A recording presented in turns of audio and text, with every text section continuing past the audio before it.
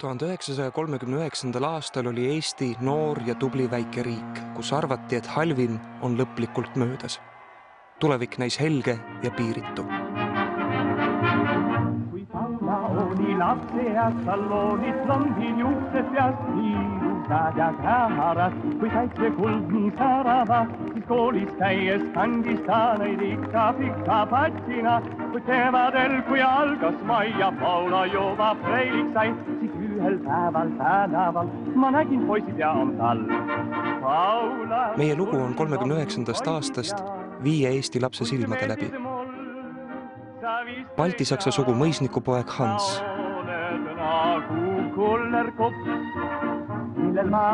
Soomes eestlaste peres kasvanud Jutta. Sul on poisid ja see on selleks 8-aastane ohvitseri tütar Inna. Kui algab meie tantsutuur, ei takista Kooliteed alustav maapoiss Helmut.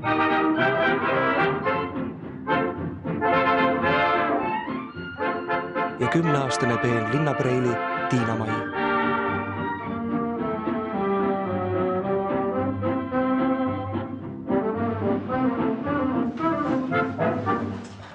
Tuhande 1939. aastal määrab suur maailma ajalugu nende laste saatused.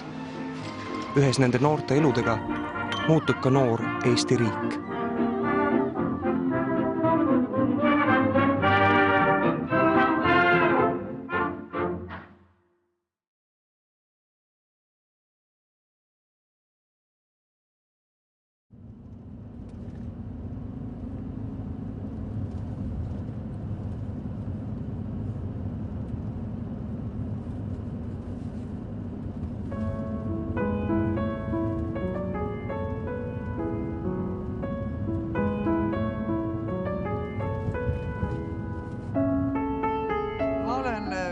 Mitte sageli, aga mõnikord olen und näinud Narvast, et ma olen pidanud üle silla Jaanilinna minema, aga poole peal läheb silt katki.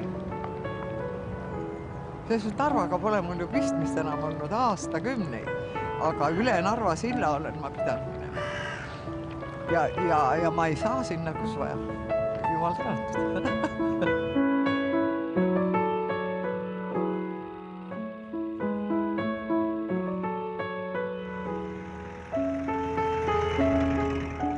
Inna pere kolib Narva 38. aasta lõpus. Major Rein Tarmakust saab Narva esimese jalaväerügemendi ülem. See on pikk samm ametiredelil. Narva tullakse suurte ootustega. 9. jaanuaril 1939 läheb Inna siin oma uude kooli.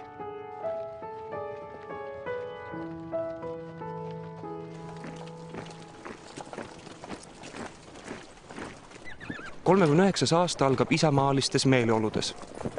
Kõikjal tähistatakse vabadussõjaga seotud tähtpäevi. Riigijuhtide kõnedest õhkub jõudu ja enesekindlust.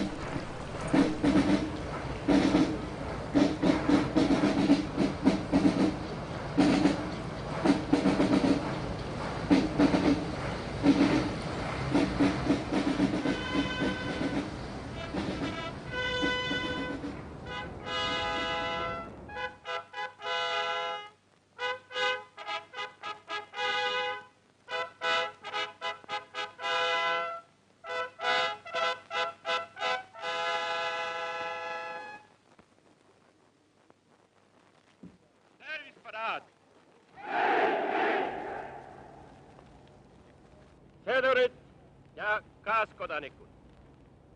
Meie oleme oma riigis rahulikult jälle ühe aasta mööda saatnud.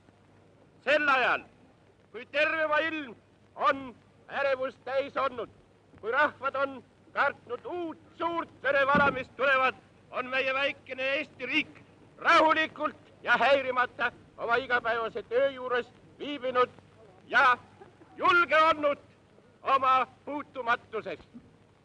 Soovin mina meie sõduritele, meie rahvale, meie riigile kõige paremat tulevikku, sest ei ole meil kallimad kui meie vaba, loodud, eneste vere ja ohvritega riik.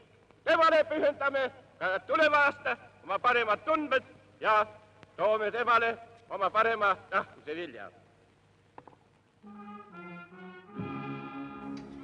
Elagu Eesti!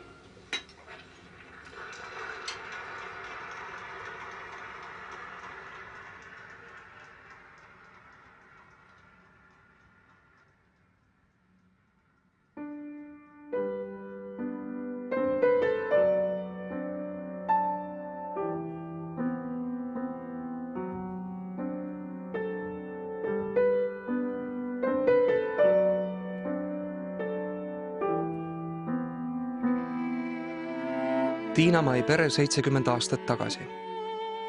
Isa Jaan Taklaja on Päevalehe toimetaja ja Eesti Ajakirjanike Liidu juht. Ema haritud koduproua. Tiinamai käib juba koolis, tõpib kuulsa Prantsuse lütseumi 3. klassis. Vabariigi aastapäeva tähistamine on Taklajate peres kindel traditsioon. See oli väga suur ettevõtmine minu arust. No ma ei oska mastaapi ütelda, seepärast, et lapsepõlve mälestus, eks ole, ülevalt aknast vaadates.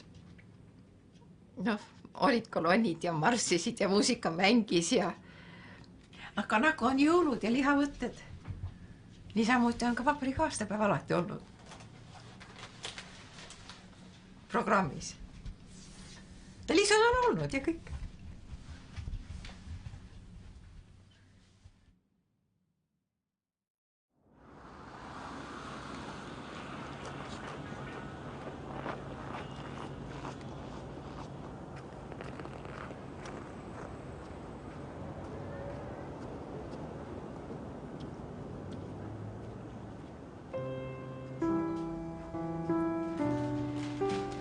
Tol ajal siis ma alles ei olnud veel lugemist õppinud esialgu ja mäletan ka, kuidas ma siis õppisin, kui Hispaanias käis kodusõda.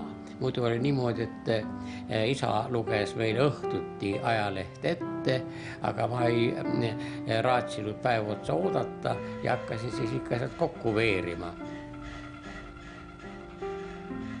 Koolieelikust maapoiss Helmut huvitub isa eeskujul juba varakult maailma asjadest. Ajaleht on koju tellitud ja nii jõuavad lähemad ja kaugemad uudised otse muldpõrandaga vanasse kööki. 39. aasta kevadel räägivad kõik lehed Hispaaniast. Kirjutab Rooma. Havas. Madridi okupeerimis frankolaste poolt pühitseti täna Itaalias. Ajalehed on uudiseid täis, ent tegu on hoolikalt kujundatud sisuga. Riik teab, mida kodanik tahab. Märtsis 39 saab täis 5 aastat, kui Eestis algas vaikiv ajastu. Eesti mõjukaim ja suurima trükiarvuga väljaanne Päevaleht sünnib Pikal tänaval Tallinnas. Siin asub 30. Eesti ajakirjanduse metropol, kontsern Vaba Maa. Ma millegipärast arvasin, et siin on edaspidi olen ka mingisugune vähemalt trükikoda siin alles, aga võib-olla seda trükikoda läks sealt. Ei, ma ei tea.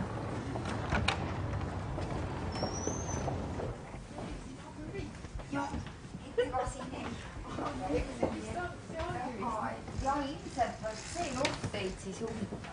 Väga võimalik, jah. Selle akna taga on Tiinamai isa kabinet Päevalehe toimetuses.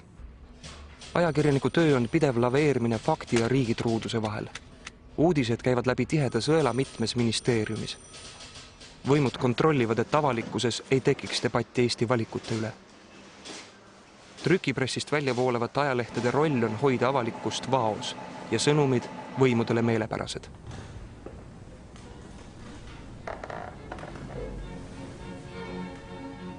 Päevalehe toimetusse kuuluvad tuntud kirjanikud, kunstnikud ja ka majandusteadlased nagu Jaan Taklaja. See on Eesti eliit. Iga-aastast pressipalli peetakse aasta üheks tähtsamaks seltskonnaürituseks.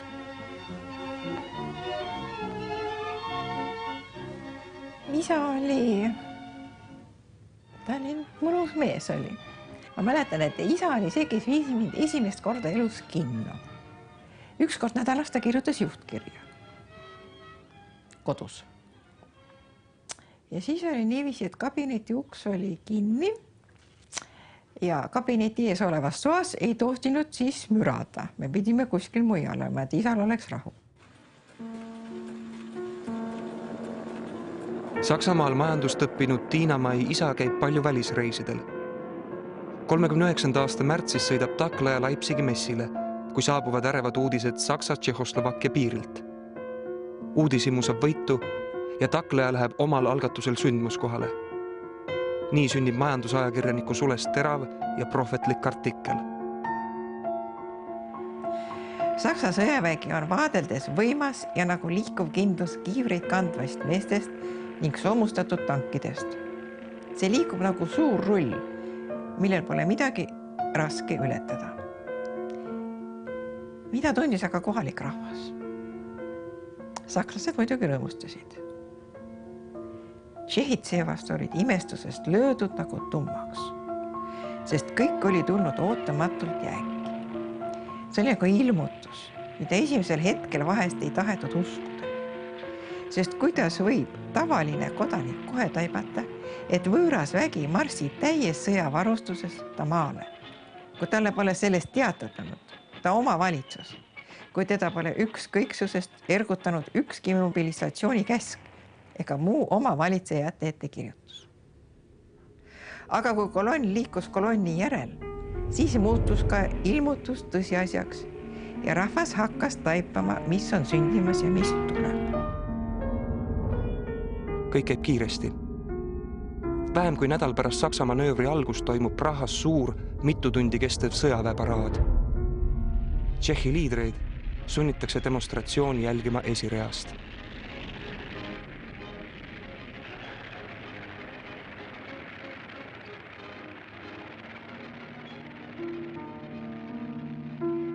Midagi sarnast kordub mõne päeva pärast juba siinsamas, Leedus.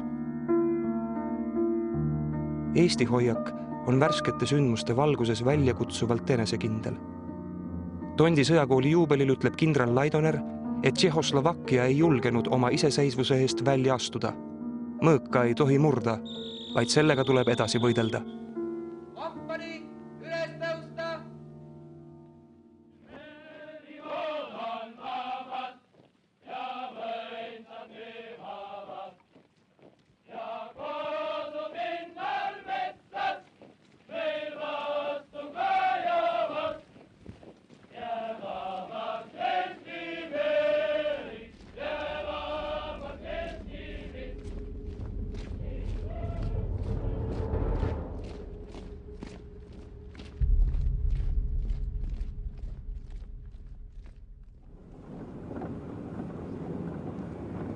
Ikka mööda teed siin, nii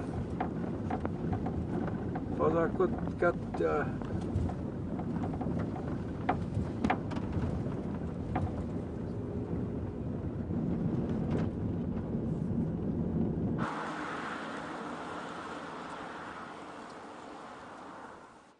miks te nii kaua siis tere, kuule. Muuseum on sul avatud ka? Muuseum on avatud ka ikka. Siin möödub Hansu ja tema venna Gustavi seiklusi täis lapsepõlv. Lüükholmi mõisasüda on ka peale 19. aasta maareformi jäänud von Rosenite valdusesse. Juuraharidusega mõisahärra majandab Lüükholmi nagu suuremat talu. Aga mis me ei olnud õppinud tol ajal veel, see oli, et rahvaga ümber käia päris sama tasemel, nii et nemad ju iialgi meile külla ei tulnud ja meie nendele külla ka ei läinud. Kus on teie naabrid, küsisid. No Riguldis. No aga kõik need teised siin, need ei tulnud kõne alla üldse. Nii et, ja see oli nii loomulik, et me ei saanud näha, et see oli viltu.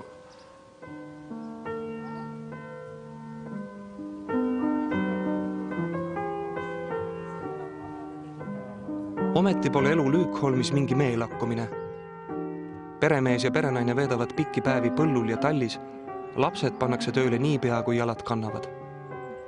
Kaugel Saksamaal sündivast teatakse ja räägitakse siin vähe. Nüüd vanematel oli nii, et nendel oli kehalik töö nii raske, et nad tüdinud nii, et palju asju nad rääkida ei tahtnud ja siis